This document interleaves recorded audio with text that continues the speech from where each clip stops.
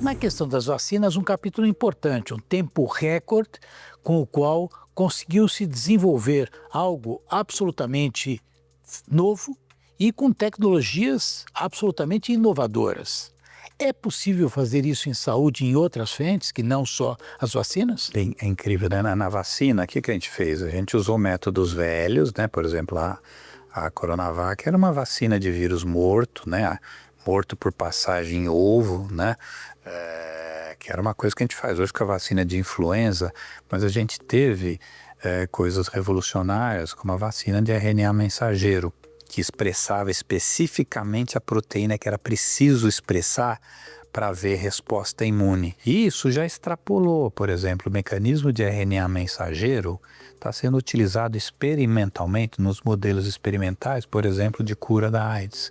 Então, isso virou uma possibilidade de aplicação em vários outros segmentos da saúde que eu considero um legado da pandemia e que foram feitos em tempo recorde. Então a ciência consegue dar resposta de curto prazo.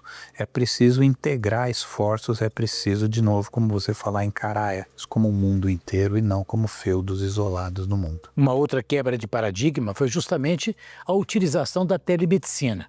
Nós sabemos que o Brasil demorou muito para entrar no cenário da telemedicina. Telemedicina já regulada nos Estados Unidos na década de 90, quer dizer, quase 30 anos antes. Você, hoje, vendo o aspecto da telemedicina, o seu avanço, será que a comunidade médica consegue entender a responsabilidade que ela tem muitas vezes por tomar atitudes muito mais corporativistas do que uma visão coletiva? Esse aprendizado veio ou você acha que ele passará indiferença? Acho que há resistência, mas ficou muito claro o benefício. Ficou muito claro o benefício para ser ignorado e para ser expandido. Então você veja, qual que era o benefício da telemedicina na pandemia? Se você pegasse pacientes que não eram críticos, que não eram graves, se você atende esse paciente na casa dele, você deixa de expô-lo a toda a cadeia de transmissão. Ele não vai no transporte público, ele não vai no táxi, ele não convive no ambiente de hospital com outros pacientes, ele não entra em contato direto com profissionais de saúde, mecanismo extremamente importante de prevenção de transmissão. E hoje ele serve para vários outros cenários, em que você poupa inclusive recurso. Então eu acho impossível que a comunidade médica não entenda que a telemedicina tem um espaço e tem um espaço bastante razoável dentro do atendimento médico. Dentro dessa visão polêmica, e no mínimo, eu acho que palpitante para a gente poder discutir, ao lado da telemedicina, algo novo que também é inteligência artificial, que trouxe oportunidades de previsibilidade dentro da pandemia e também em pesquisa, porque isso vai acelerar o tempo e a velocidade com a qual a gente vai poder chegar a conclusões sobre ensaios clínicos que demorariam anos.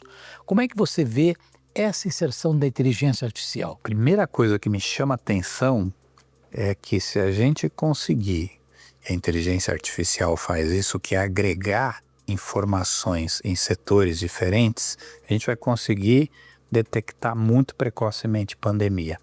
Você começar a agregar dados de mobilidade humana, começar a agregar dados de absenteísmo, começar a agregar dados de procura em pronto-socorro e agregar dados econômicos, sociais, populacionais e médicos, a gente vai conseguir olhar o começo das pandemias. E a gente vai conseguir, durante a pandemia, entender a desaceleração, a reaceleração, que foi uma coisa que aconteceu na Covid, ela veio por surtos, ela veio por ondas, e às vezes eu ficava pensando, o papel do administrador hospitalar, ele tem uma desaceleração, o que ele faz? Para de comprar insumo, se prepara para o próximo. Então, se você tem uma ferramenta de previsibilidade para isso, além de ajudar o paciente, ele vai ajudar o sistema de saúde a se adaptar mais rápido às mudanças que ocorrem dentro de uma pandemia, porque elas nunca são lineares. Você tem uma mudança dentro da pandemia que é muito difícil de avaliar. E essa é a primeira e grande aplicação que eu veria da inteligência artificial nesse cenário que nós estamos conversando. Já que você falou de futuro, pandemia futura, o que será? Um coronavírus, influenza ou a própria terapia antimicrobiana que a gente usa hoje, talvez de maneira não tão adequada, e que acaba criando resistências. Como é que você enxerga esse cenário? Primeiro, as pandemias humanas foram causadas até hoje por coronavírus e vírus influenza. E eles têm uma explicação muito fácil: a circulação desses vírus no meio animal. A capacidade desses vírus causarem doença fora dos seres humanos. Então, tem duas coisas assim. São duas maneiras de causar doença. Por exemplo, o coronavírus é um vírus que veio direto, é uma zoonose. Ele existia no meio animal e o homem entrou acidentalmente na cadeia de transmissão. Sempre que acontecer isso, vai ser sempre um risco de pandemia. Os vírus influenza, eles têm, a maioria deles, um mecanismo um pouquinho diferente.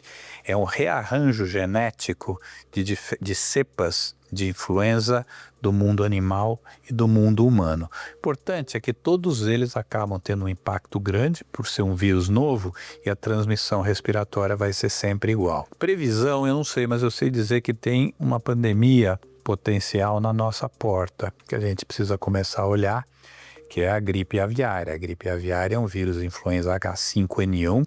Transmissão no mundo animal ocorre desde 2003. São em torno de 1.000 casos humanos com uma letalidade alta, próxima de 50%. Felizmente não há transmissão interhumana.